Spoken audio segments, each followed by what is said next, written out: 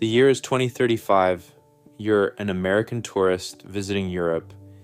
You start your morning with a croissant in Paris, hop on a fast train to Rome for lunch, and end your day with a beer in Berlin. Everything looks incredible.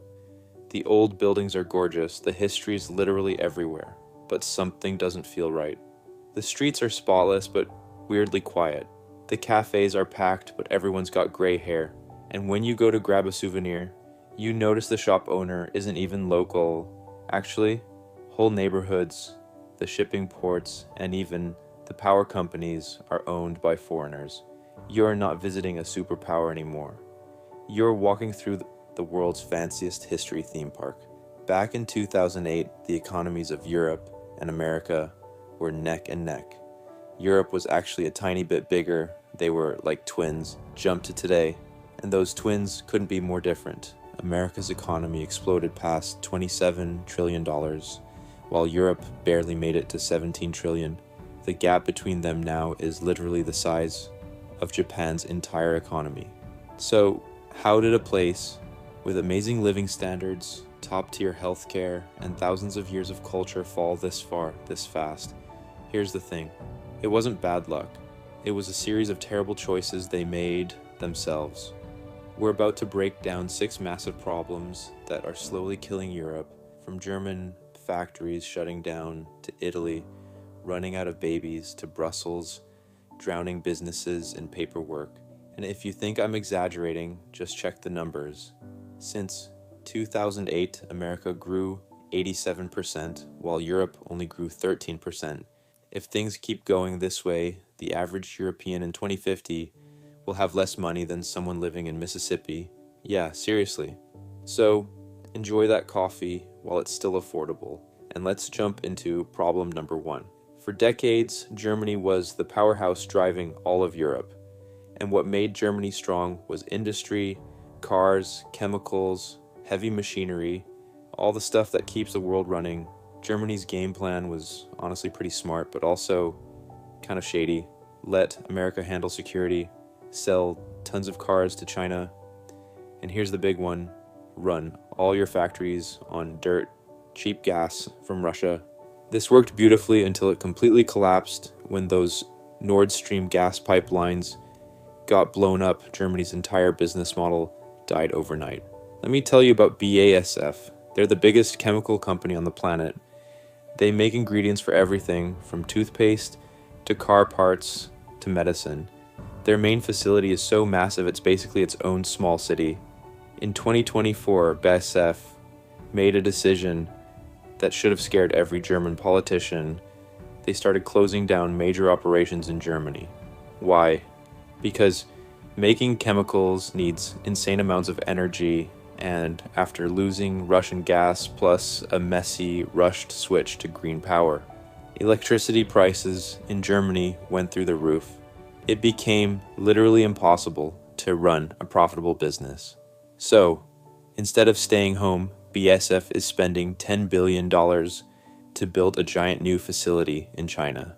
Think about how wild that is. Germany loves talking about human rights and protecting the environment, but they're forcing their own companies to move to China where they burn coal like there's no tomorrow, just to stay in business. And it's not just BASF. In December 2024, German factory output dropped to the lowest it's been since COVID lockdowns. We're watching Europe's industrial backbone just disappear. And here's where it gets really ridiculous. Germany shut down their last 3 nuclear power plants in April 2023, right in the middle of an energy crisis. They turned off clean, reliable power. So, what did they do to keep things running? They fired up old coal plants again. They're literally tearing down entire villages to dig up the dirtiest kind of coal possible to replace the nuclear plants they closed to protect the environment. You seriously can't make this up. Now you might be thinking, okay, but can't they just pivot to tech and services like America did? Well, they could if they hadn't strangled their tech industry with regulations, which we'll get to soon. But here's what matters right now. Europe built all its wealth by making physical things, and right now, those factory doors are switching from open to permanently closed. If factories dying is like a heart attack, then this next problem is like cancer. It's slower and quieter, but it'll absolutely kill you if you ignore it. Let's talk about Italy, amazing food, and basically zero babies being born. In 2024, Italy's birth rate crashed to 1.18 kids per woman. Just so you know, a country needs 2.1 just to keep its population stable. Anything under 1.5 is considered a demographic disaster. At 1.18, you're looking at the population literally disappearing over time. Picture this, you're a 25-year-old Italian guy named Matteo. You just finished college with a degree, but can't find a decent job because the economy's stuck. You're still living with your parents because rent is insane. But here's the really messed up part. The government expects you to pay for all the retired people's pensions. Europe's pension system works on a pay. As you go basis, that means there's no big savings account somewhere. The money your grandma gets this month comes straight out of your paycheck. This month, back in the 60s, there were 4 workers paying for every one retired person. That was easy, but by 2050 in places like Italy and Spain, there'll be less than 2 workers for every retiree. Do the math on that.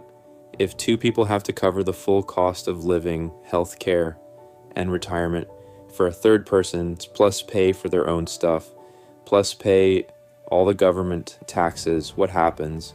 Taxes skyrocket to crushing levels. So what does Matteo do? Does he stick around and hand over 60% of his income to prop up a system that'll be bankrupt by the time he's old? Hell no, he leaves. He moves to America or Australia or Switzerland, and this creates a vicious cycle. Young people bail, the tax base shrinks, the government jacks up taxes on whoever's left to fill the gap. Even more young people leave. This is already happening. In 2024, Italy only had 370,000 births. That's the lowest since Italy became a unified country back in 1861, and the politics make it worse. Who actually votes in Europe? Old people. If any politician says we need to cut pensions to save the economy, they get destroyed in elections. If they say we need millions of immigrants to fix the math, they trigger massive backlash and lose anyway. So politicians do nothing. They just borrow money to pay current pensions and kick the problem down the road, except the road's running out real fast. So we're 2 problems in, and we've already gutted German industry and watched Italy's population collapse. But surely Europe's got a plan, right? Surely they're building the next Google or Nvidia or some AI giant to save them. Oh man, you're in for disappointment. Quick quiz. Name a European smartphone brand. Nokia's dead. Ericsson's dead. Okay. Name a European search engine. Exactly, you can't. Now name a European social media platform.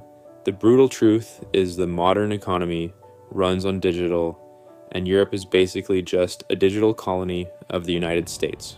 Check out the Magnificent 7, Apple, Microsoft, Google, Amazon, Nvidia, Meta, and Tesla. These 7 American companies combined are worth more than the entire stock markets of the UK, France, Germany, and Italy put together. 7 companies have more value than everything the Renaissance countries produce. Is this because Europeans aren't smart? Obviously not. The internet was invented at CERN in Switzerland. DeepMind, the big AI lab, started in London. The brains are definitely there. The problem is Europe decided to become the world's regulation factory. There's this joke in business circles: America innovates, China copies, and Europe regulates. While Silicon Valley was dumping billions into AI development, the European Union was busy writing the AI Act, which is this massive rule book to control AI before they even had one successful AI company to control. It's like making rules for living on Mars before you've built a rocket to get there. Let's look at Mistral AI as an example. Mistral is a French AI startup, and they're genuinely brilliant. They're basically Europe's only shot at competing with OpenAI, but instead of spending all their time actually building AI, They have to waste enormous resources navigating Europe's nightmare web of rules like GDPR, the Digital Markets Act, and the Digital Services Act. Imagine being a startup founder. If you launch in America, you instantly get access to 330 million customers who speak English, use dollars, and mostly follow the same laws. If you start in Europe, maybe you launch in France, which is fine, but to expand to Germany, you need to translate everything. Hire German lawyers, figure out completely different labor laws, and deal with different tax rules. Then you do it all over again for Italy, Spain, Poland. It's like getting killed by 1,000 paper cuts. This fragmentation means European startups almost never get big enough to really compete. They hit a ceiling, and when they do finally get big, guess what happens? Americans buy them. Google bought DeepMind, Microsoft bought Skype, an American company owns Booking.com. Europe basically grows the talent, then America just harvests it. Here's the most depressing number. In 2008, Europe had 30% of the world's top 100 companies. Today, they've got less than 14%. The future's being built in San Francisco and Shenzhen, while Europe just watches it happen on iPhones made in California and China. If you want the real truth about any economy, forget what politicians say and watch where the money goes. Money doesn't care about patriotism. It only cares about making more money. And right now, money is running away from Europe like it's a sinking ship. Let's talk about investing. Sounds boring, I know, but stick with me, because this explains why your American friends seem richer than you. Americans are obsessed with the stock market. 58% of American families own stocks. In Germany, it's only 18%. Europeans just stick their money in savings accounts, earning basically nothing, or they buy property. Since Europeans don't invest in stocks, European companies can't easily raise money when they want to grow. Imagine you've got this brilliant idea for a biotech company in Berlin, and you need $100 million to build it. In Europe, banks want collateral, and venture capital firms will give you $5 million, but demand 40% of your company. So what do? You go to New York. This happened with ARM Holdings. ARM is this company you've probably never heard of, but they design the chips that go in basically every smartphone on Earth. They're British, used to be the crown jewel of UK tech. But when they went public in 2023, did they list on the London Stock Exchange? Nope, they went straight to NASDAQ in New York. European companies don't even want to be European anymore. Spotify is Swedish but trades in New York. BioNTech made the Pfizer vaccine and they're German, but trade on NASDAQ, Birkenstock. Those sandals are German and trade on the New York Stock Exchange. It's a brutal cycle. European investors see terrible returns at home, so they put money in American funds.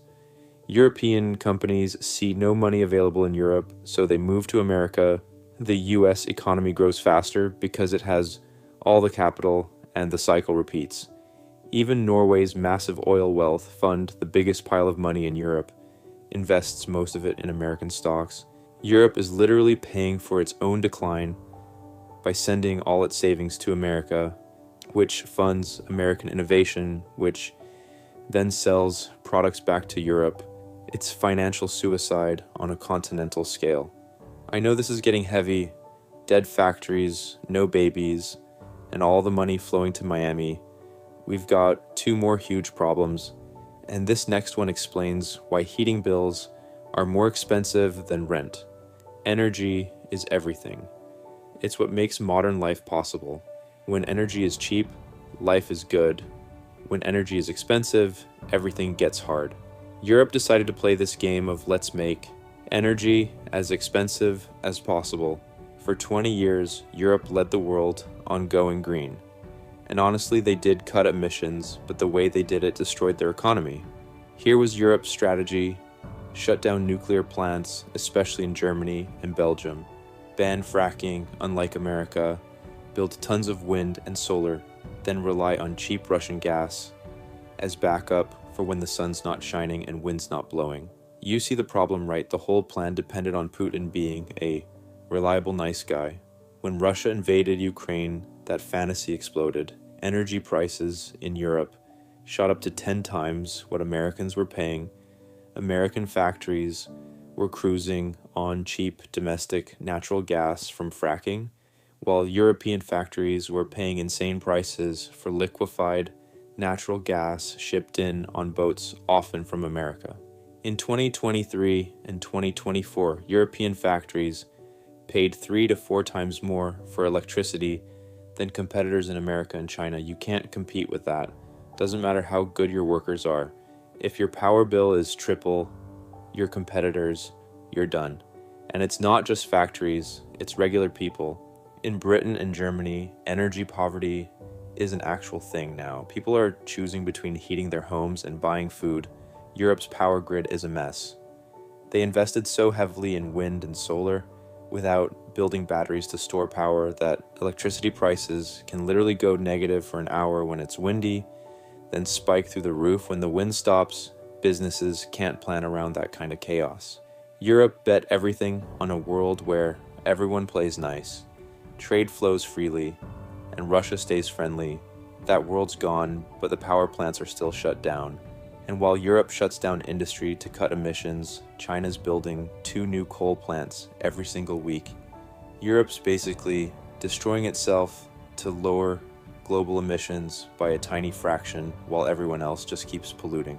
Last thing we need to talk about is defense, or really the total lack of it. For 75 years, Europe's been living in this protected bubble with America as the guard. After World War II, the deal was simple.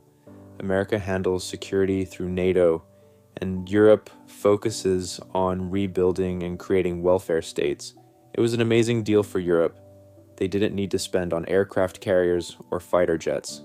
Instead, they spent that money on free healthcare, 6 weeks vacation, and fat pensions. They bought butter because America bought all the guns. For decades, almost no NATO country even hit the 2% of GDP defense spending target. Germany's military became an actual joke.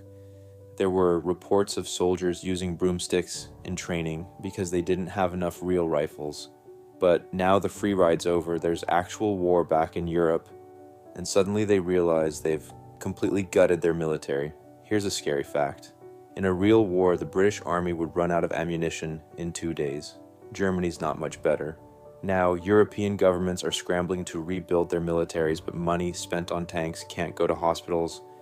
Money for artillery shells can't go to pensions. Europe's waking up to reality. Social programs are expensive, but military defense is even more expensive. And for the first time in 3 generations, they have to pay for both at once.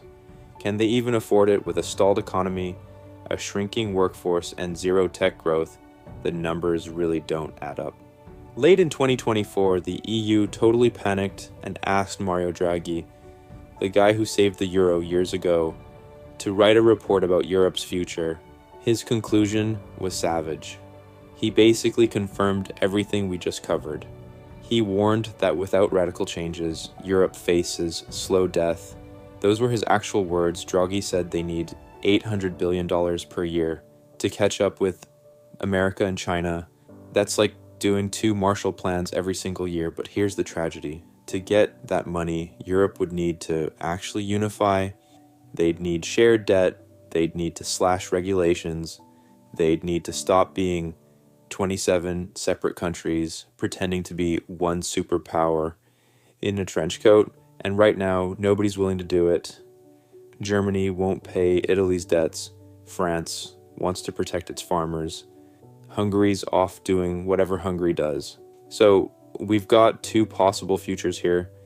Future A is the comeback. Europe wakes up, cuts the bureaucratic nonsense, brings back nuclear power, encourages people to have kids, builds a real capital market to compete with Wall Street. It'll hurt and require sacrifice, but it could save the continent. Future B is the museum. This is the path they're on now. Europe becomes this gorgeous, stagnant retirement home. Rich tourists will visit to see the Colosseum and Eiffel Tower. They'll stay in American-owned hotels, eat imported food, and get served by immigrants. While the native population just fades away, it'll be a comfortable, slow decline. Lights won't go out overnight, trains will just get slower, hospitals more crowded, taxes higher until one day you wake up and realize the party ended. There's a lesson here no matter where you live. Success doesn't last forever. Wealth isn't guaranteed. Europe spent 500 years dominating the world, inventing capitalism and building the greatest civilization in human history. Then in just 30 years of getting comfortable, they threw it all away. If it can happen to them, it can happen to anyone. I don't want Europe to fail. I genuinely love Europe. The world needs a strong Europe, but the math doesn't care about feelings. If you found this eye-opening good, that means you were actually paying attention. If you want to understand how America managed to surge ahead while Europe fell behind, check out our next content about American economic strategy. It's the flip side of this story. Subscribe if you want to stay ahead of the next economic crash. Catch you next time.